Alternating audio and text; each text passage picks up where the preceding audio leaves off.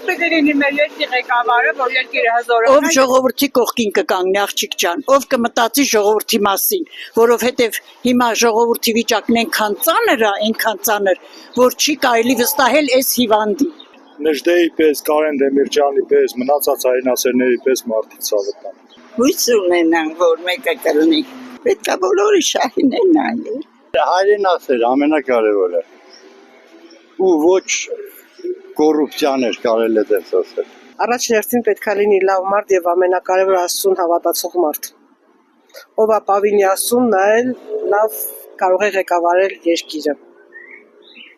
Աստվածավախ մարդուն։ Ես լիշնա ոչ Մերժել եմ, ոչ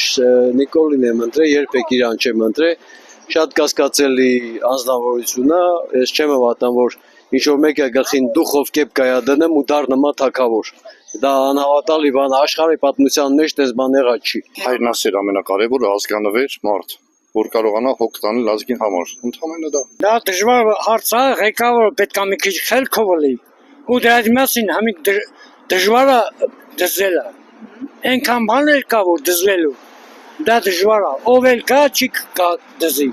Ինչպեսին պետք է լինի, պետք է լինի խելացի, կարգին մարդ, իր երկրի համար լավ ձևով մտածող մարդ։ Նա ով է այդ մարդը, որ մեր երկիրը ոտի հանի։ Չգիտեմ։ Չեմ կարող ասել։ Ամեն մարդ իր ձևով է մտածում։ Այո, պետք է լինի մեր երկրի ղեկավարը, որ երկիրը լավի գնա։ Ես եմ մոլորված, մալնի բանիմաց մասնակետ։ Ագահությունից զզվող, արդարություն սիրող մեկ էլ Աստվածավախ։ Ժողովուրդն իշխանություն։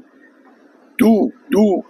ես, վերջապես պետք է խելքը գլուխներս կա ոչ թե բարի թագավոր